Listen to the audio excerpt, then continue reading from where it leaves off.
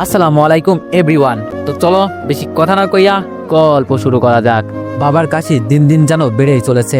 নিঃশব্দ রাতে কাশিটা যেন আরো তীক্ষ্ণ হয়ে উঠেছিল। একসময় মনে হচ্ছিল পুরো ঘরটা কেবল বাবার ফুসফুস ভাঙ্গা কাশির প্রতিধ্বনিতে কাঁপছে। কোনো ওষুধ নেই, চিকিৎসা তো অনেক দূরের কথা। এই ঘরে এখন আর কাউকে বলা যায় না বাবার ওষুধ ফুরিয়ে গেছে, একটু এনে দাও। রাত যত গভীর হয়েছে কাশি তত গা জড়ানো হিংস্রতা নিয়ে ফিরে এসেছে। প্রতিবার কাশির সঙ্গে বাবার বুকটা যেন ফেটে পড়েছে। আর মা অসহায় চোখে তাকিয়ে শুধু বলছে, ঘুমিয়ে পড়ো, ঘুম এলেই কাশি থেমে যাবে। তখনও বিশ্বাস ছিল ঘুম একটুখানি শান্তি নিয়ে আসবে, তাই মা বাবার পাশে শুয়ে পড়লেন। একটু পরে কাশি সত্যিই থেমে গেল। মা ভাবলেন হয়তো ঘুমিয়ে পড়েছেন বাবা। ঘুম জড়ানো চোখ দুটো অর্ধেক বুঝে আসার আগেই আচমকা শরীরে সাড়া পেয়ে উঠে বসেন তিনি। বাবার শরীর কেঁপে উঠছে, দুই চোখ বিস্ফারিত, মুখ খোলা, নিঃশ্বাস যেন বুকের ভেতর জমে জমে আটকে গেছে। মা বোঝার আগেই সবকিছু ঘটে গেল দুঃস্বপ্নের মতো। বাবা কিছু বলতে চাইছেন, কিন্তু গলা দিয়ে শব্দ বের হচ্ছে না। অজানা যন্ত্রণায় বাবার শরীরটা ছটফট করতে লাগলো। আর মা বোবা কান্নায় হুঙ্কার ফাটিয়ে উঠলেন। কি হয়েছে তোমার? কথা বলো, কোথায় কষ্ট হচ্ছে? আমি আছি না, বলো কোথায় কষ্ট হচ্ছে। কিন্তু সেই কান্না ভেজা ডাকে কোনো সাড়া নেই। বাবার শরীর থেমে গেল, ছটফটানি স্তব্ধ হয়ে গেল একদম বন্ধ সময়ে। চোখ দুটো বড় বড় করে তাকিয়ে আছে মায়ের চোখের দিকে, মুখটা হা করে আছে, যেন অসংখ্য অনুনয়, অনুরোধ কিংবা ভালোবাসার কিছু কথা জমেছিল, যা বলার আগেই নিঃশেষ হয়ে গেছে সবকিছু। মা বাবার বুকের ওপর ঝুঁকে পড়লেন, জড়িয়ে ধরলেন তাকে। তুমি কিভাবে আমাকে একা ফেলে চলে গেলে? আমি তো এখনো একা থাকতে শিখিনি। এই নির্জন ঘর, এই নীরব দেয়ালগুলো আমাকে কেমন যেন গিলে ফেলতে চাই। তোমার পাশে শুয়ে থাকলেই বুক ভরে নিঃশ্বাস নিতে পারতাম। আর আজ তো সেই নিঃশ্বাসটাই দুচ্ছহ লাগছে।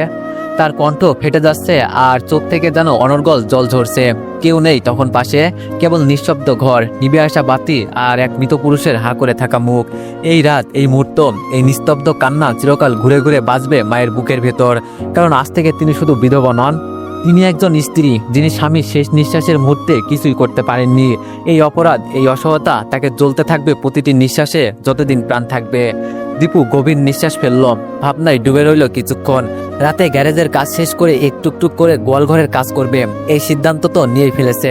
5-7 দিন পর গোয়ালঘর দাঁড়িয়ে যাবে হয়তো, কিন্তু এরপর গোয়ালঘর বানালেই তো গরু এসে ঢুকবে না। পরক্ষণেই মনে হলো গরু কেনার টাকা কোথায় পাবে? এত টাকা একসাথে হাতে নেই, আর ধারও চাইবে, কিন্তু কার কাছে? এই শহরে কারোর সাথে এমন কোনো সম্পর্ক গড়ে ওঠেনি যার কাছে লজ্জা না পেয়ে সাহস করে টাকা চাইতে পারবে। একবার ভাবলো গ্যারেজের মালিকের কাছে বলবে, না, তিনি শুধু জায়গা দিয়েছেন। তার উপর আবার কিছু চাইলে সম্পর্কের ভারসাম্য নষ্ট হয়ে যাবে। পুরনো পাড়ার কাউকে ফোন করে বলবে, না, যেখানে একবার বিদায় নিয়ে এসেছি সেখানে আর ফিরতে চাই না। দীপু চুপ করে জানালার পাশে এসে দাঁড়াই। রাতে হালকা বাতাসে চোখ দুটো যেন আপন মনেই ভিজে উঠল।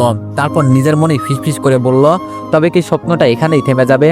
কিন্তু পরক্ষণেই রিয়ার হাসি মুখটা চোখে ভেসে উঠল।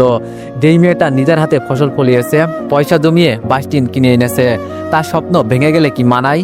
নিজেকে আবার শক্ত করলো দীপু। ভেবে নিল একটা কিছু করতেই হবে। ভোরবেলায় কসাইপট্টির দোকানগুলোতে গিয়ে খোঁজ নেবে কোনো খামারের পুরনো গরু বিক্রি হয় কিনা। গরু পুরনো হলেও স্বপ্নটা তো নতুন, আর সেই স্বপ্নকেই বাঁচিয়ে রাখতে এখন সবচেয়ে বড় দায়িত্ব। সকালবেলার হালকা আলো যেন বিষাদের চাদরে ঢাকা। প্রতিদিনের মতোই প্রতিবেশী ছোট নাতনি এলো মা বাবার খোঁজ নিতে। দরজার পর্দাটা সরিয়ে ভিতরে ঢুকতেই থমকে দাঁড়ালো সে। বিছানায় নিতর হয়ে পড়ে আছেন তার প্রিয় দাদু, পাশেই মূর্তির মতো নিশ্চুপ হয়ে বসে আছেন দাদিমা। চোখের কোণ দিয়ে গড়িয়ে পড়ছে নীরব অশ্রুধারা, কিন্তু মুখে কোনো শব্দ নেই, শুধু একরাশ শূন্যতা। দাদিমা বলে ছুটে গিয়ে 2 হাত দিয়ে নাড়িয়ে দিল মেয়েটি। এই ছোট্ট ধাক্কায় যেন ঘোর কাটলো দাদিমার। তখনই বুকে মুখ চেপে হাউমাউ করে কেঁদে উঠলেন তিনি। মা বললেন, আমি একা হয়ে গেলাম রে, আমার আর কেউ রইল না। বুক ভরা কান্নায় ঘর জুড়ে ছড়িয়ে পড়ল এক অসমাপ্ত জীবনের আহাজারি। তার গলার স্বর কেঁপে উঠছিল, যেন বুকের ভিতর জমে থাকা শতাব্দীর শোক একসাথে বেরিয়ে আসতে চাইছে।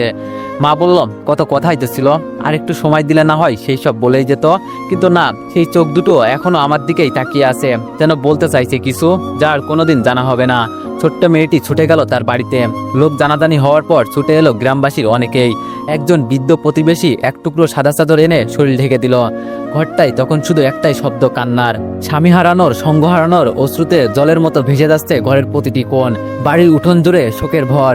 ধীরে ধীরে পাড়ার 2-1 এসে জড়ো হচ্ছেন। একজন মাঝবয়সী গ্রামবাসী নিঃশব্দে কিছুক্ষণ দাঁড়িয়ে থেকে বললেন, উনার ছেলে মেয়েদের তো একবার খবর দেওয়া উচিত, অন্তত শেষবারের মতো বাবাকে এক নজর দেখে নিক। এই কথা শুনেই যেন অগ্নিগর্ভ হয়ে উঠলেন মা। চোখের পানি এখনো মোছেননি, কিন্তু কণ্ঠটা কঠিন হয়ে উঠল, যেন বুকের অতল তলানি থেকে উঠে এলো বহুদিনের ক্ষোভ আর অভিমান। মা বলল, না, কেউ ফোন করবেন না, তাদের এই অধিকার নেই। যারা জীবিত থাকতে একবার খবর নিতে জানলো না, মরণকালে এসে চোখ ভিজিয়ে কি হবে? তার গলা ভারী কিন্তু স্পষ্ট। আমি চাই না কেউ আসুক। তাদের দরকার ছিল যখন উনি কাশিতে কষ্ট পেতেন, নিঃশ্বাসের জন্য হাহাকার করতেন, তখন এসে একটু খোঁজখবর নেওয়া। তখন তো কারোর সময় ছিল না। আজ এই নিথর শরীর দেখে অভিনয় করতে আসবে? না, আমি সেই অভিনয়ের বোঝা আর সহ্য করতে পারবো না। চারপাশে নিস্তব্ধতা নেমে এলো। পাশে দাঁড়ানো কয়েকজন বৃদ্ধ মাথা নিচু করে ফেললেন। কারোর মুখে আর কোনো কথা এলো না, শুধু বাতাস ভারী হয়ে উঠল। এক অপূর্ণ ভালোবাসা আর প্রাপ্য যত্নের অভাবে অকাল ফুরিয়ে যাওয়া জীবন স্মৃতি। ঘরের কোণে রাখা চাদরে ঢাকা দেহটার দিকে তাকিয়ে মা নিঃশব্দে বললেন, তুমি দেখো কেমন করে আমি তোমার দাফন কাফনের কাজ সম্পন্ন করি, কাউকে না ডেকে, শুধু আমি, তোমার জীবনের একমাত্র সাথী। তোমার মৃত্যুতেও একা। আমি কথা দিয়েছিলাম না, শেষ নিঃশ্বাস অবধি তোমার পাশে থাকবো। দেখো, আমার কথা আমি রেখেছি।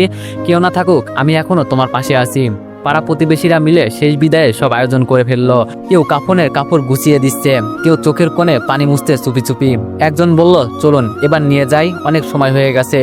গোসল করানো শেষ, সাদা কাফনের কাপড়ে মুড়ে দেওয়া হলো সেই মানুষটিকে, যার ঘামে একদিন সংসারটা বেঁচেছিল, বড় হয়েছিল সন্তানগুলো। আজ তিনি নিঃস্ব, নিঃসঙ্গ মৃত্যু। মা চুপচাপ বসেছিলেন এক কোনায়, মাঝে মধ্যে কাপা কাপা হাতে কাপড়ের প্রান্তটা ঠিক করে দিচ্ছিলেন। মুখে কোনো শব্দ নেই, তবে চোখে কান্না নয়, যেন এক গুমড়ে ওঠা সমুদ্র। যখন লাশটা বাড়ি থেকে বের করা হলো, তখনই হঠাৎ ছুটে এসে কাফনের গায়ে চেপে পড়লেন মা। ওরে না না, নিয়ে যাস না ওনাকে, আমার ঘরটাই তো এবার খালি হয়ে গেল। তার মুখ না দেখে আজ আমি কি করে বাঁচবো? পাড়ার বয়স্ক একজন কাঁদতে কাঁদতে বললেন, আহা জীবন, একটি নয়, দুইটি নয়, পাঁচটি সন্তান, তবু আজ মনে হচ্ছে উনি যেন নিঃসন্তানই ছিলেন। আরেকজন বলল, দুই ছেলের থেকেও আজ তার খাটিয়ে ধরার মতো কেউ নেই। অথচ তাদের খাওয়াতে বাঁচাতে গিয়ে এই হাতগুলোই কত কিছুর ভার বইতে হইতো এক সময়। আর মেয়েগুলো, তারা তো জানতেই পারলো না যে তাদের বাবা চিরদিনের জন্য চোখ বুজেছেন। শুধু এই জানাটাই নয়, জানলেও আসতো কিনা সেটাই বা কে জানে। এক মহিলা ফিসফিস করে বললেন, শুধুমাত্র লোভ। হ্যাঁ, লোভ একটা গোটা পরিবারকে খণ্ড বিখণ্ড করে দিল। যেখানে ভালোবাসার জায়গা ছিল, সেখানে জায়গা করে নিল অভিমান আর স্বার্থ। গোরস্থানের পথে যাওয়ার সময় মা একবার পিছন থেকে চিৎকার করে উঠলেন, তুমি কিভাবে আমাকে একা ফেলে গেলে? এই ঘরে, এই উঠোনে, এই শূন্যতায় আমি এখন কাকে ডাকবো? কোথায় পাবো সেই কাঁধ যে আমার অভিমানটাও হাসি মুখে বয়ে নিত? তিনি আর দাঁড়িয়ে থাকতে পারলেন না, দরজার চৌকাঠে বসে পড়ে দুই হাত তুলে কাঁদতে লাগলেন। তুমি ছাড়া কেউ তো আমার নিজের মতো ছিল না। এখন থেকে আমি কেবলই নামাজের দোয়া করব আর এই শূন্য বিছানায় কাঁদবো। তার কণ্ঠে যখন কান্নার দোমাটকে মিশে যায়, তখন আকাশটা যেন আরো মেঘলা হয়ে ওঠে। পাড়ার ছায়াগুলো আরো ভারী হয়ে নেমে আসে সেই নিঃসঙ্গ উঠোন জুড়ে। আর সবাই চুপ করে, নিস্তব্ধ, ধীরে ধীরে এগিয়ে যায় কবরস্থানের পথে, একটা বাবার নিঃশব্দ বিদায় দেখতে। গোরস্থানের নিস্তব্ধতা তখন চরমে, চারপাশ ধুলো আর শোকে ভারী নিস্তব্ধতা। দাফন শেষ, মাটি চাপা পড়ে গেছে সেই মানুষটি, যার সাথে জীবনের প্রতিটি সকাল সন্ধ্যা পার করেছিল মা। সবাই যখন ধীরে ধীরে গোরস্থান ছেড়ে বাড়ি ফিরতে লাগলো, মা তখন দৌড়ে বাবার কবরে এক কোণে চুপচাপ এসে দাঁড়ালেন। চোখ দুটি এখন নিঃশেষ, যেন কান্নার সব জল শেষ হয়ে গেছে। তার কাপা ঠোঁট দুটো নড়ল, কিন্তু কারোর জন্য নয়, মাটির নিচে ঘুমিয়ে থাকা তার জীবনের একমাত্র অবলম্বনের উদ্দেশ্যে। মা বললেন, তুমি তো বলেছিলে আগে চলে যাব আমি, তুমি আবার কবরের পাশে বসে কোরআন পড়বে, কিন্তু সব ভুল করে গেলে তুমি। তোমার সঙ্গ ছাড়া আমি যে বাঁচতে জানি না, তোমার নীরবতা এতটা ভারী হতে পারে ভাবতেও পারিনি। তুমি তো আমার সব কথা শুনতে, এখন আমার কথাগুলো কাকে বলবো? মা ঝুঁকে কবরের পাশে এক মুঠো মাটি ছুঁয়ে বললেন, তুমি না থাকলে আমার জন্য তো আর কেউ নেই। সন্তান আছে তবু যেন নেই, তারা বাঁচে শুধু নিজেদের জন্য। আমরা ছিলাম শুধু তাদের জন্মদাত্রী, বাঁচার অংশীদার কখনোই না। তিনি নিঃশব্দে চোখ দুটো বন্ধ করে বসে পড়লেন কবরের পাশে। একটানা বিড়বিড় করে যেতে লাগলেন, যেখানে থেকো ভালো থেকো, আমার কষ্টের খবর জানবে না, জানলেও ফিরবে না, তবু জানো আমি রোজ এখানে এসে বসে থাকবো, যতদিন না আমাকেও তোমার পাশে এনে শুইয়ে দেয়। দূর থেকে কেউ একজন বলল, চলুন চাচি চলুন, কিন্তু মা যেন শুনতেই পেলেন না। তার দৃষ্টি স্থির মাটির দিকে, সেই মাটির নিচে লুকিয়ে থাকা ভালোবাসার শেষ আশ্রয়ের দিকে। চারিদিক তখন বিকেলের নিস্তব্ধতা, পাখিরা নিরে ফিরছে, আর একজন স্ত্রী ধীরে ফিরছে শূন্য ঘরে, যেখানে তার জন্য অপেক্ষা করছে শুধু এক নিঃশব্দ দেয়াল আর কিছু অজর অবক্ত কান্না।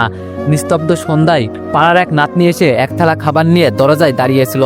মায়ের দিকে তাকিয়ে হালকা হাসি এসে বলছিল, দাদিমা একটু ভাত এনে দিলাম, সারাদিন তো কিছুই খাননি। মা চুপচাপ তার মুখের দিকে তাকিয়েছিলেন, চোখে জল, ঠোঁটে কোনো শব্দ নেই। নাতনিকে শুধু মাথা নেড়ে কৃতজ্ঞ জানিয়ে খাবারের থালাটা হাতে নিলেন। চৌকির এক কোণে থালাটা রেখে বসে রইলেন এক দৃষ্টিতে। ভাতের গন্ধ ছড়ালেও যেন তার মন ছুঁয়ে গেল না। এক টুকরো মাছ, এক ডোক ডাল, সবকিছু নিঃশব্দ হয়ে পড়ে রইল তার সামনে। একসময় উঠে খাবারটা ঢেলে জানালার কাছে রেখে দিলেন তিনি। মুখে শুধু বললেন, যার সাথে খেতে ভালো লাগতো সে তো আর পাশে নেই, তবে আজ এই ভাত কিভাবে নামবে গলা দিয়ে? ক্ষুধা তো পেটে নয়, ক্ষুধা তো ছিল ভালোবাসার সঙ্গের। সে তো আজ কবরে ঘুমায়। মায়ের মতো নীরব ঘরটাও নিস্তব্ধ হয়ে রইল। বাতাসে থালার গন্ধ মিলিয়ে গেলেও মায়ের বুকের কান্না যেন জমে রইল সেই এক ফোঁটা অশ্রুর মতো, যা কোনো শব্দ না করে শুধু ভিতরটা ক্রমশে ভাসিয়ে নিয়ে যাচ্ছে। রাত 10টায় একটু পরে আজ বাড়ি ফিরছে দীপু। দিনভর ক্লান্তির ছাপ চোখে মুখে স্পষ্ট, তবুও মুখে একরাশ অদ্ভুত তৃপ্তি। খাবারটা তাড়াতাড়ি গিয়ে নিয়ে বারান্দার এক কোণে রাখা বাঁশগুলো নিয়ে কাজ শুরু করে দিল দীপু। মাটির উপর আঁচড় কেটে মাপজোপ করছে। হাতের করারটা কাঁপতে কাঁপতে এগোচ্ছে বাঁশের গায়ে। রিয়া এই দিক ওই দিক গুছিয়ে স্নেহাকে ঘুম পাড়িয়ে দিয়ে দীপুর পাশে এসে দাঁড়ালো। হাতের টর্চটা তুলে সাবধানে দীপুর দিকে ধরলো। আলোর নিচে তার কপালের ঘাম চিকচিক করছে, হাতের রক ফুলে উঠেছে বাঁশ কাটার পরিশ্রমে। দীপু থেমে একটু দম নিয়ে বলল, গোয়ালঘর তো বানিয়ে ফেলবো, কিন্তু গরুটা কিনবো কিভাবে? এই হাত দুটোই তো আছে আমার, কিন্তু টাকাটা ধার করবো কে দিবে বলো এত টাকা? রিয়া মিলান হেসে বললাম, সময় হোক, একটা ব্যবস্থা হয়ে যাবে। আল্লাহ যখন ইস্তা দেন তখন রসদও দিয়ে দেন। তুমি কাজটা মন দিয়ে করো, গরুটাও ঠিক একদিন আসবে এই উঠোনেই। দীপু রিয়ার মুখের দিকে তাকিয়ে রইল কিছুক্ষণ। এই মেয়েটার চোখে যে বিশ্বাস আছে তা যেন ছায়া হয়ে পড়ছে রাতের আধারেও। চারিদিক নিস্তব্ধ, শুধু করাত কাটার শব্দ আর দূরে শিয়ালের হু ডাক। এই রাত, এই বাঁশ, এই ঘাম, সবকিছুর মাঝখানে একটি স্বপ্ন দাঁড়িয়ে আছে। নিজের হাতে বানাবো একটা ছোট্ট গোয়াল ঘর, আর সেই ঘরে দুটো প্রাণের বসতি। ফ্লোরে বসে আছেন মা। মা কখনো নীরব, কখনো চিৎকার দিয়ে কেঁদে উঠছেন। তুমি তো আর ফিরবে না। এই ঘরটা এখন কেমন খালি খালি লাগে, শুধু দেয়াল আর নিঃশব্দতা। তোমার কাশির আওয়াজ, তোমার ঘুমের শব্দ, সব কোথায় গেল? চুপচাপ বিছানার ধারে গিয়ে বসলেন মা। বিছানার এক কোণে এখনো ভাঁজ হয়ে আছে, যেখানে প্রতিদিন বসে বাবা নিজের পায়ের শিরায় তেল মাখতেন। মা বিছানায় বাবার জায়গায় হাত বুলিয়ে বললেন, তুমি জানো আমি তো এখনো তোমার জন্য ভাত রান্না করতে ইচ্ছা করে, তোমার জন্য পানির গ্লাস টেবিলে তুলে রাখতে ইচ্ছা করে, কিন্তু আর তো কেউ বলবে না তুমিও একটু খেয়ে নাও। এই বৃদ্ধ বয়সে ছেলেমেয়েরা না থাকুক, আমরা আছি তো একে অপরের জন্য। হঠাৎ আবার হাউমাউ করে কান্না শুরু করে দিলেন তিনি। সামান্য বাতাসে জানালার পর্দা দুলে উঠল। মা ফিসফিস করে বললেন, এই বাতাসটা কি তোমার নিঃশ্বাস? তুমি কি এখনো আসো আমার পাশে, নাকি একদম একা করে চলে গেলে আমাকে? বাইরে তখন রাত ঘনিয়ে এসেছে, চারিদিক নিস্তব্ধ, শুধু মাঝে মাঝে কুকুরের ডাক ঘরটা আরো ভয়ের মতো হয়ে ওঠে। তিনি সারা রাত বাবার ছবির দিকে চেয়ে থেকে থেকে ঘুমিয়ে পড়েন এক সময়। চোখ বন্ধ করলেই চোখের কোণে অশ্রু শুকায় না, আর মনে মনে শুধু বলে, তুমি তো ছিলে আমার সব কথা বলার মানুষ। এখন এই নীরবতাকে আমি কি নামে ডাকবো? এ কেমন একাকিত্ব, যেখানে কান্নাও আর সান্ত্বনা দেয় না। রাতের নীরবতা যেন ওদের কথা শুনে অবাকে থমকে আসে। চারপাশ নিঃশব্দ, শুধু মাঝে মাঝে দূর থেকে ভেসে আসা কুকুরের ডাক। তবুও কাজের হাত থামে না দীপুর। রিয়া পাশে বসে বাঁশের খুঁটির মাথা আঁচল দিয়ে মুছে দিতে দিতে বললাম, রাত 2টা ছুঁই ছুঁই করলো, এবার ঘুমাতে আসেন, কাল আবার কাজ থাকবে, গ্যারেজেও আছে। দীপু হালকা হেসে বললাম, তোমার সাথে গল্প করতে করতে কাজ করতে ভালোই লাগছে, ক্লান্তিও লাগছে না। রিয়া বললাম, আপনার শরীর তো লোহার নয়, বিশ্রামও তো দরকার। দীপু বলল, যত্ন করার জন্য তুমি তো আসো। রিয়া বলল, আপনি সবকিছুতেই কি করে এমন করে ঠাট্টা করেন বলুন তো? দীপু এবার গম্ভীর গলায় বললাম, সারাদিন কাজের চাপে মুখ দেখাও হয় না, কথা তো দূরের কথা, রাতের এই মুহূর্তটাই তো আমার একটু বাঁচার সময়। জানো রিয়া, তুমি শুধু আমার স্ত্রী নও, তুমি আমার আশ্রয়, আমার মানসিক শান্তির ঘর। তুমি চাইলে বহু আগেই চলে যেতে পারতে, এক পরিচয়হীন ছেলেকে ছেড়ে দিতে পারতে। সমাজও তো সেই সুযোগ দিয়েছিল তোমায়, কিন্তু তুমি তা করনি। এই তোমাকেই আমি শ্রদ্ধা করি। রিয়া মিলান হেসে বলল, আপনার মতো স্বামী থাকলে কোনো স্ত্রী চলে যেতে চাইবে না। সম্পর্ক তো দুজনের পথ চলা, একজন থেমে গেলে গন্তব্যে পৌঁছানো হয় না। ভালোবাসা, বিশ্বাস, ভরসা, এগুলো এক পাক্কি হলে সংসার হয় না, বোঝা হয়ে যায়।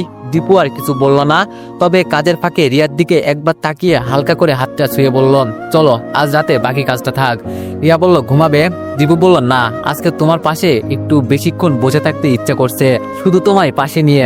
আকাশের তারা জানো সে মুহূর্তে একটু বেশি ঝলমল করে উঠল। রিয়া দীপুর ক্লান্তি মুখটা একবার দেখে মৃদু হেসে বলল, দাঁড়ান তাহলে 2 কাপ চা করে আনি, আপনি অনেকক্ষণ ধরে একটানা কাজ করছেন, শরীরটা একটু চা পেলে স্বস্তি পাবে। দীপু হালকা এসে বলল, তুমি পাশে থাকলেই তো স্বস্তি পাই, চা তো শুধু বাহানা। রিয়া চোখে একটু মায়ার ছায়া এনে বলল, বাহানাই হোক, তবু এই রাতের নীরবতায় একটু চায়ের দোয়া আর দুজনের নিঃশব্দ আলাপ, এটুকুই তো আমাদের ছোট্ট সুখ। আপনি খানিকটা জিরিয়ে নিন, আমি চা বানিয়ে দিচ্ছি। দীপু বাঁশের খুঁটি মাথায় হাত রেখে বসে পড়ল। দূরের আকাশে চাঁদের আলোয় ঘুম পাড়েনি গান গাইছে যেন। রিয়া রান্নাঘরে ঢুকে চুলার আগুনে একটু চা বসালো। পাত্রে দুধ, আদা আর এক চিমটে ভালোবাসা ফোটাতে ফোটাতে ভাবলো, এই তো জীবন, এক মুঠো চা আর দুজনের নির্ভরতা। মুহূর্ত পরে হাতে ধোয়া ওঠা 2 কাপ চা নিয়ে ফিরে এলো সে। দুটো মন চুপচাপ বসে একাকী রাতটাকে ভাগাভাগি করে নিচ্ছে, একটু গল্প, একটু ভালোবাসা আর বহু না বলা অনুভবের ভাষায়। ধীরে বসে যাওয়া সেই গভীর রাতে হঠাৎ করেই বেজে উঠল ফোন। ঘরটা স্তব্ধ, নিঃশব্দে ঘুমিয়ে রয়েছে সবাই, কেবল মা জেগে উঠেছেন। অন্ধকারে হাতে ফোনটা ধরতেই ওপার থেকে শোনা গেল আশঙ্কায় ডুবে থাকা এক কণ্ঠ, খালাম্মা, ভাইয়া খুব অসুস্থ। হঠাৎ করেই কোমরের নিচটা অবশ হয়ে গেছে, না কোনো ধাক্কা না কোনো জখম, তবু দাঁড়াতে পারছে না। মা যেন কিছুক্ষণ নিস্তব্ধ হয়ে গেলেন, মাটিতে ভর দিয়ে খাটের বিছানায় বসে রইলেন। তার কাঁপা কাঁপা হাতে ফোনটা বেঁচে থাকার আশার মতো করে ধরে রাখলেন। মা বললেন, ডাক্তার দেখিয়েছ? হ্যাঁ খালাম্মা, এমার্জেন্সিতে নিচ্ছি, আপনি দোয়া কইরেন। ফোনটা কেটে গেলে মা নিঃশব্দে দেয়ালে ভর দিয়ে চোখ বন্ধ করলেন। কোনো শব্দ করলেন না, কোনো কান্না নয়, শুধু ভিতরে চাপা এক বেদনায় টনটন করে উঠল হৃদয়টা। মা বললেন, আল্লাহ তুমি করুণাময়, আমার ছেলেকে আবার হাঁটতে দাও, আমি আর কোনো কিছুর জন্য তোমার কাছে কিছুই চাইব না। মা এক দৃষ্টিতে ফাঁকা দেয়ালের দিকে তাকিয়ে রইলেন, চোখ বেয়ে গড়িয়ে পড়ল এক ফোঁটা অশ্রু। নিঃশব্দ হালকা কাঁপা কাঁপা গলায় ফিসফিস করে নিজেই বললেন, ছেলেটা আমাকে না দিক, তাও তো একদিন ভালো ছিল, সুস্থ ছিল। এই দূর থেকে ওর ভালো থাকা দেখেও একটু করে শান্তি পেতাম, কিন্তু আজ তো চোখের সামনেই অন্ধকার নেমে এলো। তার কণ্ঠে তখন রুদ্ধ কান্নার গুমট। একদিন সে হাঁটতো, দৌড়াতো, হাসতো, আজ সে এক জায়গায় বসে আছে, উঠতে পারে না, বুকের ভিতর কেমন ছ্যাঁকা লাগে। মা হয়ে তো কিছুই করতে পারি না। মা তখন খাটের কোনায় বসে হাত জোর করে চুপি চুপি দোয়া করলেন, তুমি যদি আমাকে আরেকবার ওর হাঁটতে দেখতে দাও, আমি সমস্ত অভিমান ছেড়ে দেব, সব ভুলে যাব, শুধু ওর মুখে একবার হাসি ফোটাও। তার ফিসফিসানি কণ্ঠ বাতাসে মিলে গেল, আর হৃদয়ের গহীনে জমে থাকা মাতৃত্বের ব্যথা ধীরে ধীরে ভিজিয়ে দিতে লাগলো রাতের নিস্তব্ধতাকে। রাত জেগে মাত্র 2 দিনেই গোয়ালঘর দাঁড়িয়ে গেল। দীপু কাজ শেষ করে গোয়ালঘরের ছায়ায় বসে কিছুক্ষণ তাকিয়ে রইল নির্মম কাজটার দিকে, যেন নিজের হাতে গড়া একটা স্বপ্নের রূপ দেখে মুগ্ধ হয়ে গেছে। তবে মুগ্ধতা খুব বেশিক্ষণ স্থায়ী হলো না, সঙ্গে সঙ্গে নতুন চিন্তা এসে ভর করলো মনে। গোয়ালঘর তো হলো, এবার গরু আনবে কিভাবে? 2টি ভালো জাতের গাই গরু কিনতে গেলে লাখখানেক টাকা চাই, এই টাকাটা সে কোথায় পাবে? নিজেকে প্রশ্ন করছিল দীপু। মাঝে মাঝে তার মনে হয় একা একজন মানুষের মাথায় এত কিছু কাজ করানো কঠিন, তাই যা সিদ্ধান্ত নেওয়ার দরকার সেটা রিয়ার সাথে বসে নেওয়া উচিত। রাতে বিছানায় শুয়ে দীপু মৃদু স্বরে বলল, গরু কেনার টাকা কোথায় পাই বলো তো? রিয়া একটু দেরি না করে নির্ভরতায় ভরপুর কণ্ঠে বলল, স্নেহাকে তুমি যে স্বর্ণের চেনটা দিয়েছিলে না, যেটা তুমি বলেছিলে কোনো পরিচিতির দেওয়া উপহার, ওইটা বিক্রি করি, আপাতত 2টা গরু কেনা যাক, পরবর্তীতে স্বাদ হবে, দিন ফিরবে, তখন ঠিক স্নেহার জন্য ওর চেয়ে ভালো একটা চেইন কিনে দেবো আমরা।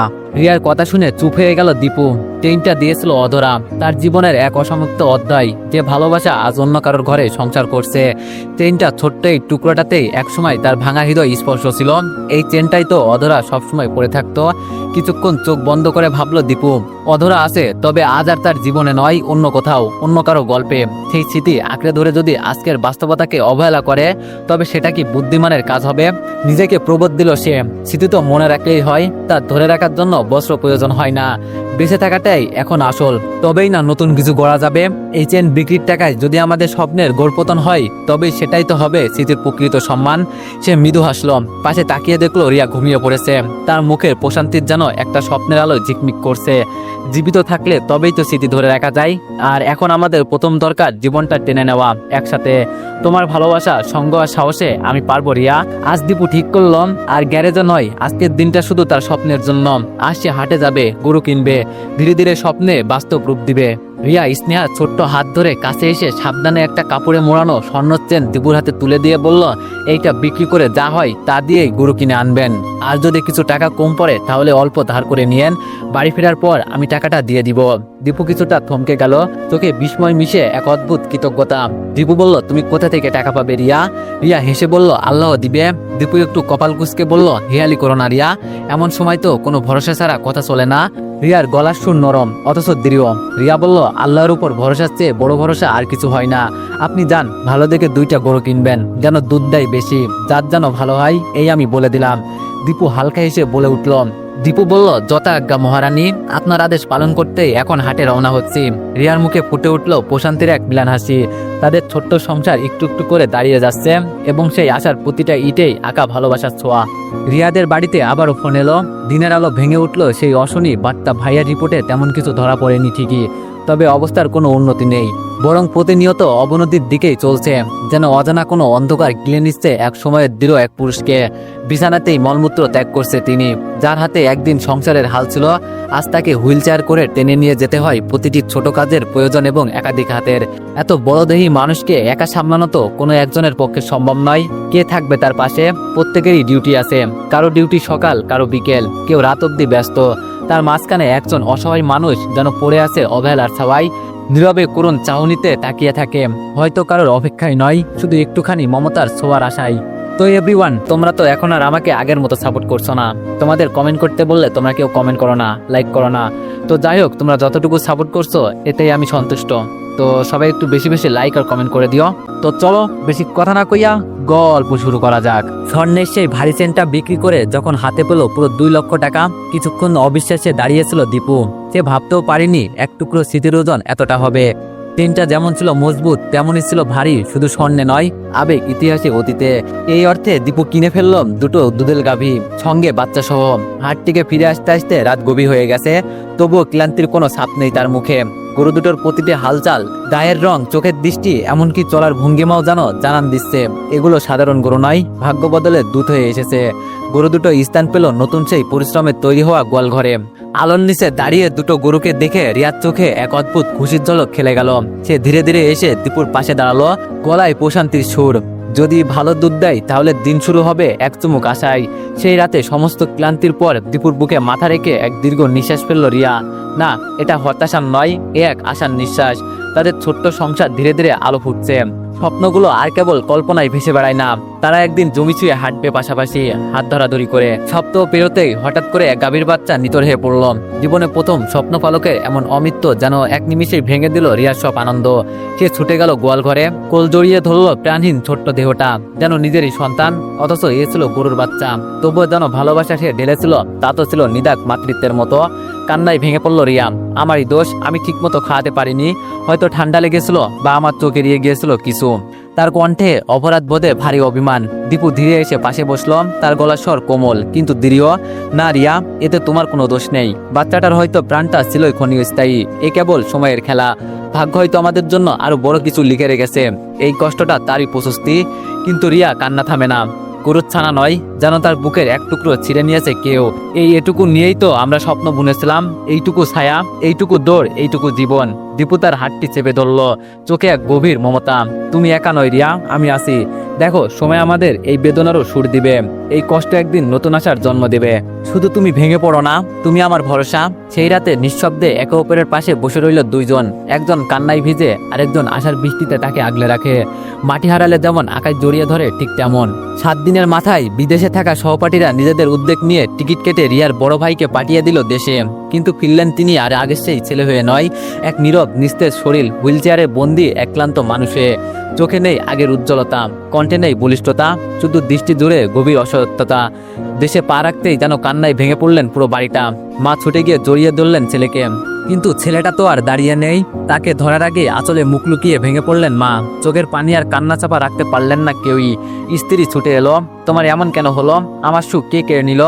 ছোট ভাইটাও দাঁড়িয়ে রইল স্তব্ধ হয়ে। অসুস্থ ভাইকে দেখে যেন শব্দ হারিয়ে ফেলেছে সবাই।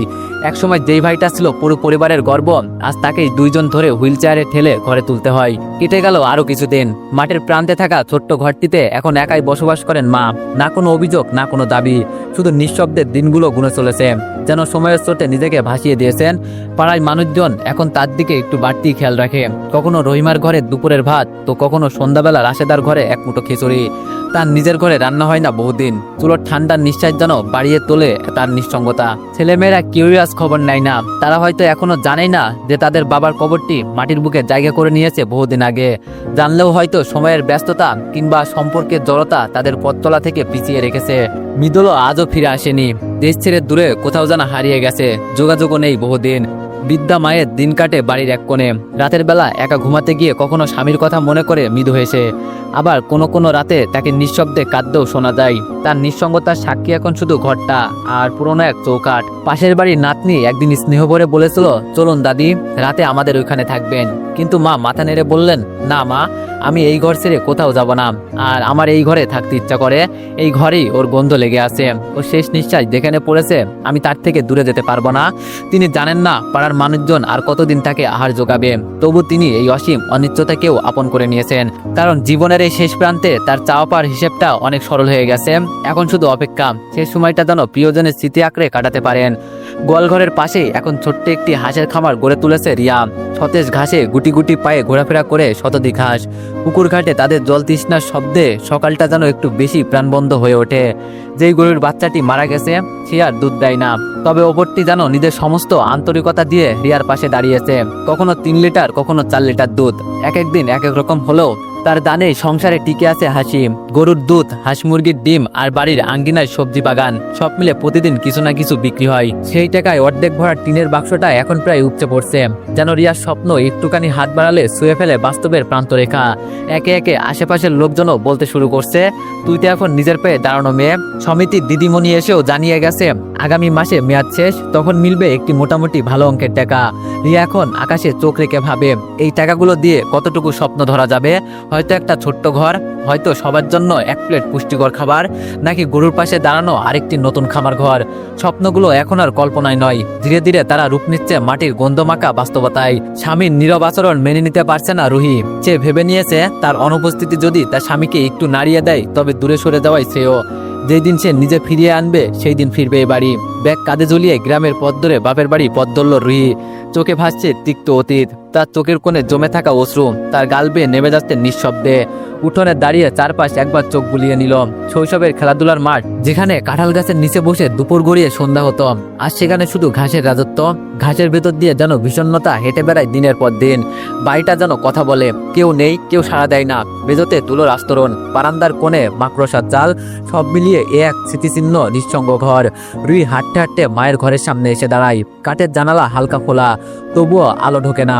একটুখানি দম নিয়ে রুই ভাবলো, এই বাড়িতে কি আবার নতুন করে সব শুরু করা যায়, নাকি এই বাড়িটাও তার মতোই ধীরে ধীরে ভেঙে পড়েছে ভিতর থেকে। খাটে বসে মা তসবি হাতে আলতো করে পড়ছে, ঠোঁটের ফাঁকে ফিসফিসিয়ে দোয়া আর চোখে অবসন্নতা। হঠাৎ পায়ের ধারে নরম সারা শব্দে তাকিয়ে দেখে রুহি এসে বসেছে। রুহি বলল, মা। ডাকটা এতটাই মৃদু যে প্রথমে ঠিক বিশ্বাসই হলো না। চোখ তুলে তাকিয়ে মুহূর্তেই জমে গেলেন মা, দৃষ্টিতে বিস্ময়, কণ্ঠে কঠোরতা। মা বলল, কি জন্য এসেছিস? রুহি মাথা নিচু করে শুধু বলল, আমি ভালো নেই মা। রুহি জিজ্ঞেস করলো, বাবা কোথায় মা? রুহির ঠোঁট কাঁপলো। কিছু বলার আগেই মা বলে উঠলেন, তোর বাবা মারা গেছে। মাঝখানে কলো, এখন এসেছিস খোঁজ নিতে? আমরা বাঁচলাম কি মরলাম তাতে তোদের কি এসে যায়? যেই মানুষটা রাত জেগে তোকে কোলে করে ঘুম পাড়াতো সেই মানুষটা আজ কবরের নিচে ঘুমায়, আর তুই? রুহি চোখ বেয়ে অশ্রু নেমে এলো। কিছু বলার ছিল, কিন্তু বুকের ভেতর আটকে থাকা দীর্ঘশ্বাস ছাড়া আর কিছুই বের হলো না। মা মুখ ঘুরিয়ে বসে থাকলেন, তবুও মনটা জানে এই নীরবতার আড়ালেই লুকিয়ে আছে এক আশ্চর্য রকমের মমতা। রুহি এক এক করে রান্নাঘরের তাক, বয়াম, কৌটা খুলে দেখলো। চাল নেই, ডাল নেই, কেরোসিনের গন্ধ শূন্য, চোলাও নিঃসার। বহুদিন আগে আগুন নিভে গেছে এই ঘরে। কোনো এক সময় যেই রান্নাঘর ছিল ঘরের প্রাণ, আজ তা যেন মৃত ইতিহাসের নির্জন সাক্ষী। রুহি নিঃশব্দে বুঝে নিল এখানে তার জন্য কোনো শান্তির জায়গা নেই। ফিরে আসাটা শুধু আত্মগ্লানি নতুন অধ্যায়। যেই ঘরে সে রুহি নিঃশব্দে বুঝে নিল এখানেও তার জন্য কোনো শান্তির জায়গা নেই। ফিরে আসাটা শুধু আত্মগ্লানির নতুন অধ্যায়। যে ঘর থেকে সে নিজের অংশ বুঝে নিয়েছিল অনেক আগেই, সেই ঘরে আবার ফিরে আসে কোন মুখে? কিন্তু আবার মনে পড়ল, মা, এই ভাঙাচোরা উঠোন, শুকিয়ে আসা ঘরের খুঁটি, আর একাকিত্ব বসে থাকা এক বৃদ্ধা নারী। তাকে ফেলে কিভাবে চলে যাওয়া যায়? বুকের ভিতর ঝাঁপিয়ে পড়ল এক অপরাধ বোধ, যা কোনো কথায় মোচন হয় না। রুই গভীর শ্বাস টেনে সিদ্ধান্ত নিল, যা হবার হোক, এবার মাকে নিয়ে যাবে সে। হয়তো পথ সহজ হবে না, কিন্তু অন্তত মাকে নিঃসঙ্গতা থেকে মুক্তি দেবে সে। এইটুকু দায়িত্ব তো তার থাকা উচিত। সেই মুহূর্তে রান্নাঘরে বাতাস যেন হালকা ধোয়া ভেসে উঠল। এক সময়ের উঠোন ফুটে ওঠা ডালের গন্ধ, আর জানালার ধারে দাঁড়িয়ে থাকা এক স্নেহমাখা মুখ, সেই সব আজ কেবল কল্পনা। রুহি চুপচাপ চোখ মুছে নিয়ে মাকে ডাকলো, মা চলো এবার আমার সাথে থাকবে। মা বলল, কোথায় যাবো রে? রুহি বলল, আজ থেকে তুমি আমার সাথেই থাকবে মা, আমার শ্বশুর বাড়িতে। মা বলল, আমি আর এই ভিটা ছেড়ে কোথাও যাব না। রুহি বলল, এখন যদি আমার সঙ্গে না চলো, এই ঘরে একদিন পড়ে থাকবেন নিঃশব্দে, কেউ জানতেও পারবে না। মা তবুও নিরুত্তর, তার কণ্ঠে এক প্রকার জেদ নয়, ছিল যেন যুগপথ শূন্যতা আর সেগোছ ছাড়ার ভয়। রুহি বোঝে এই ভাঙ্গা উঠোন, পুরনো জানালার গরাদ আর মৃত স্বামী স্মৃতিরেখা দেয়ালগুলোতেই আটকে আছে মায়ের সবটুকু প্রাণ। তবুও অনেক বোঝানোর পর চোখের কোণে জমে ওঠা জল মুছতে মুছতে মা শেষমেশ রাজি হলেন। রুহি তার হাতটা শক্ত করে ধরে বাড়ি ছাড়ল। এইবার আর একা নয়, পাশে রয়েছে তার নীরব এক অভিভাবক। শ্বশুরবাড়ির চৌকাঠ পেরিয়ে রুহির মনে হলো যেন একটা দীর্ঘ অচেনা পথ পেছনে ফেলে তিনি আবার ঢুকলেন সেই ঘরে, যেখানে তার শেষ স্মৃতিটুকু কষ্ট, নিস্তব্ধ আর এক ফালি ব্যথা। তার ফিরে আসার কোনো সাড়া নেই স্বামীর চোখে মুখে, না কোনো বিস্ময়, না কোনো অভিমান, না রাগ, এমনকি কোনো জিজ্ঞাসাও নয়। কথার আঘাত কেউ কেউ মেনে নিতে পারে, কিন্তু এমন নিস্তব্ধতা, এমন নির্লিপ্ত অবহেলা। ছেলে মারা দেওয়ার পর থেকেই যেন সংসারের ছায়া কুয়াশায় ঢাকা পড়ে গেছে। ঘরে আর হাসি নেই, দুপুরে পাখার নিচে দোল খায় না কারো কলতান। ছেলে ছিল ওনার নয়নের মণি, হাসি, খেলা, আদরের ডাকে জমে উঠত পুরো সংসার। কিন্তু এতটা ভাঙন, এতটা নির্বকতা। রুহি মনে মনে ভাবল, যে ঘর ছিল একদিন আলোতে পূর্ণ, আর সেই ঘরে যেন মৃত সন্তান হারানোর শোক আর সব আলো নিভিয়ে দিয়েছে। এই সংসারে এখন শুধু শব্দহীন আর শুধু হাহাকার। রিয়ার বাপের বাড়ির সংসারের অবস্থা এখন দিন দিন আরো করুণ হয়ে উঠেছে। বড় ছেলে বিছানায় পড়ে আছে, নিঃসহায়, নিজের শরীরটুকু যেন তার নিয়ন্ত্রণে নেই। আর ছোট ছেলে, সে জীবনের কষ্টের ঘাম ঝরায়নি কোনোদিন। জীবনের কঠোর বাস্তবতা যেন রোজ দুমুঠো ভাতের জন্য হাড়ভাঙা খাটুনির দরকার, সে শিক্ষা তার হয়নি কখনো। সে কাজও চায় না, আবার কেউ তাকে কাজ দিবে তেমন যোগ্যতাও নেই। জমি বিক্রির টাকায় বহুদিন চলেছে, কিন্তু টাকাও তো চিরস্থায়ী নয়। বাঁশবাগানের ছায়া যতই ঘন হোক, তা কি আর চিরকাল রোদ আটকাতে পারে? মা আজকাল অনেক রাত অব্দি ঘরের কোণে বসে থাকে, চুলোর কাছে গিয়ে দাঁড়ায়, কিন্তু সেখানে আগুন জ্বলে না। কেটে গেছে মাস দিন, আজ রিয়ার সমিতির মেয়াদ শেষ। যেন দীর্ঘ অপেক্ষায় এক পোর শেষ হলো এই দিনে। আশেপাশের সব পরিচিত মুখ, পাড়ার খালা, চাচি, আপা সবাই একত্র হয়েছে আজ। সমিতির শেষ দিনের উৎসব যেন চারপাশে একটা ঘরোয়া আমেজ এনে দিয়েছে। সকলেই গুছিয়ে নিচ্ছে নিজের প্রাপ্য অংশ। ওদের চোখে মুখে স্বস্তি, দীর্ঘদিনের সঞ্চয় যেন হাতে এসে ধরা দিয়েছে। রিয়াও মিলেছে সেই ভিড়ে, তবে সে একটু ব্যতিক্রম। 19 জনের মধ্যে একমাত্র রিয়ারই নাম দুইবার, একটা নিজের নামে আরেকটা মেয়ের নামে চালানো হয়েছিল শুরু থেকেই। পয়সা গুনে দেখতে দেখতে রিয়ার চোখে জল এসে গেল। লাভসহ মোট 3 লাখ টাকা তার হাতে। এ যেন স্বপ্ন নয়, বাস্তব। সেই এক তিতলে ছোট্ট স্বপ্ন আজ একটু বড় হলো, একটু স্পষ্ট হলো। রিয়ার মুখে চাপা হাসি, মনে ভরে উঠল আনন্দে। চোখে যেন আজ একটু সাহস, একটু ভরসা ফুটে উঠেছে। এই টাকায় হয়তো ছোট্ট একটা দোকান দিবে দীপুকে, বা একটা পাকা ঘরের কাজ শুরু করা যাবে। হয়তো এই টাকায় আগামীর পথ একটু আলোকিত হবে। রিয়াজ নিজেই ভেতরে বলল, আল্লাহ যখন দেন তখন গুনে গুনে দেন। তবু আমি যেন অহংকারী না হয়, এই চেয়ে নিয়েছি বরং। আকাশের দিকে তাকিয়ে চোখ বন্ধ করলো সে। একটা নতুন শুরু ঠিক এখান থেকেই। সুরাইয়াকে বেদম পিটিয়েছে তার স্বামী। নির্বাক নিস্তেজ হয়ে সে পড়ে রইল খোঁজিন এক বিছানায়। গা জুড়ে জ্বর, যেন আগুনে পোড়ে তার দেহ। তবুও উঠে কাজ করছে। 3 দিন ধরে কাপা শরীর নিয়েই ধুকে ধুকে রান্না, বাসন, কাপড় সবই করে চলেছে সে। শরীর যতই নত হয়, মন যেন ততই অবনতির পথ পাড়ি দেয়। স্বামীর নামে মানুষটা যখন পকেট ভর্তি টাকা পায়, তখন একটুখানি আদরও করে। খাবারের পাতে মাংসের টুকরো রেখে দেয়। কিন্তু জোয়ার অবসরে হেরে খালি হাতে ফিরলে তার চোখ তখন শুধুই আগুন। সেই আগুনে পুড়ে ছাই হয় সুরাইয়ার দেহ, তার কান্না। ঘরের ভিতরে দরজা বন্ধ, আর সেই বন্ধ দরজার পেছনে এক নারীর অসহায় আত্মদান। কেউই শুনলে গা করে না। এই গলা স্বর যেন চারপাশের কানে সয়ে গেছে বহু আগেই। নিত্যকার এই নির্যাতন যেন পাড়ার বাতাসে মিশে গেছে। যেন কেউ ভাবেই না এই নারীও একদিন হাসতো, বাঁচতে চাইতো। হয়তো কোনোদিন তারাও ছিল শাড়ির আঁচলে করা ছোট্ট স্বপ্নের খাঁচা। জানালার ফাঁকে মুখ ঢেলে এক বুড়ি ফিসফিসিয়ে বলল, ওরে পাগলি, মার খেয়ে মরিস কেন, বেরিয়ে আয়, বাঁচতে শেখ। কিন্তু সুরাইয়া নিস্তেজ চোখে তখনও কেবল একটি প্রশ্ন, কই যাব, কে দেবে আশ্রয়? বাপের বাড়িও তো যাওয়ার মতো কোনো মুখ রাখিনি। সব হিসেব বুঝে নিয়েছি বহু আগেই। জমি, টাকা করি, কোনো কিছুরই হিসেবে ভুল হয়নি আমার। নিজের ভাগের 1 পয়সাও ছাড় দিইনি, বরং সময় মতো সৈস্বাক্ষর করে সবটুকু টেনে নিয়েছি নিশ্চিত হাতে। তবু আজ বুকের ভেতর কেমন এক পোড়া পোড়া কষ্ট। মনে হয় সেই সইয়ের কালি আজও শুকায়নি মায়ের চোখের কোনায়। আজ যখন ফেরার কথা ভাবে মন, তখন প্রশ্ন জাগে, এই মুখ নিয়ে ফিরবো কোন দরজায়? এই পা কি আর আবার ছুতে পারবে শৈশবে সেই উঠানে? সেই ঘর, যে ঘর একদিন ঠেলে এসেছি চিরদিনের মতো, সেই ঘরের ছায়া কি আদৌ আর আমায় ঠাঁই দিবে? নিজেই নিজের ভিতর দ্বন্দ্বে জর্জরিত চলার পথ ফুরিয়ে এলে মানুষ কখনো কখনো ফিরতে চায়, কিন্তু ফেরা তো সবসময় সম্ভব হয় না, কারণ হিসেব নিকেশে তো আর মায়ার জায়গা থাকে না। তবু একটা ভরসার আশায় বুকের ভিতর কান্না জমে ওঠে। মা যদি চোখে চোখ রেখে শুধু একবার বলেন আই মা, তাহলেই বুঝি আবার বেঁচে ওঠা চাই। আজ ঘরে ফিরতেই দীপু প্রথমেই চোখ পড়ে রিয়ার মুখ ভর্তি হাসি। আলো ছাওয়ার খেলা যেন মুখ জুড়ে নেমে এসেছে, চোখে একরাশ খুশির ঝলক। দীপু অবাকে জিজ্ঞেস করল, কি ব্যাপার রিয়া, আজ এত খুশি খুশি লাগছে যে? মৃদু হেসে রিয়া বলল, আজ সমিতি ভেঙেছে আর আমি স্বপ্ন শুতে চলেছি। দীপু বলল, মানে? রিয়া বলল, মানে দুটো নাম ছিল জানেনই তো। আজ টাকা ভাগাভাগি শেষে আমার হাতে এসেছে 3 লাখ টাকা।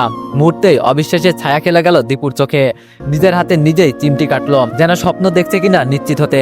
সে তো ভেবেছিল বড়জোর লাখখানেক হবে। 2 বছর 4 মাস ধরে অল্প অল্প করে যত্ন করে টাকার পরিমাণ যে এতটা হতে পারে তা সে কল্পনাও করেনি। রিয়া ব্যাগ থেকে একে একে টাকার বান্ডিল বের করে তার হাতে তুলে দিল। টাকার গন্ধে নয়, এই গন্ধ যেন তাদের স্বপ্নের সংগ্রামের ঘাম আর সোনালির অপেক্ষা। দীপু নিঃশব্দে তাকিয়ে রইল রিয়ার মুখের দিকে, চোখে জমে থাকা আবেগ গড়িয়ে পড়ার আগে রিয়া মৃদু স্বরে বলল, বলেছিলাম না একদিন সব হবে, একদিন ঠিক হবে। দীপু ধরা গলায় বলল, হবে না কেন? পাশে যে তুমিই ছিলে, তুমিই আসো। এই প্রথম যেন তারা বুঝলো, সব হারিয়ে যাওয়ার পরও কিছু ভালোবাসা থেকে সফলতা ঠিক জন্ম নেয়, নিজের মতো করে, ধীরে ধীরে কিন্তু গভীরভাবে। রাতের খাওয়া দাওয়া শেষে নিঃশব্দে বসে রইল তারা। মনের গহীন কোণে টুংটুং করে বাজতে লাগলো স্বপ্নের ঘণ্টাধ্বনি। দুজনে মিলে ভাবতে লাগলো, এই টাকা দিয়ে ঠিক কি করা যায়। ঘুরে ফিরে রিয়ার মুখে শুধু একটাই কথা, আর একটু ধার দেনা করেই হোক একটা বাড়ির জমি কিনে দেন না আমায়।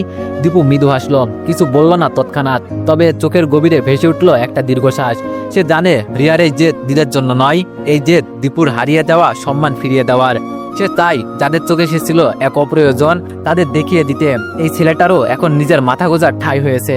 নরম গলায় দীপু বলল, এই টাকায় কিছুই হবে না রিয়া, তবে তুমি হাল ছেড়ো না। একদিন ঠিক আমাদের জমি হবে, আমাদের বাড়িও হবে।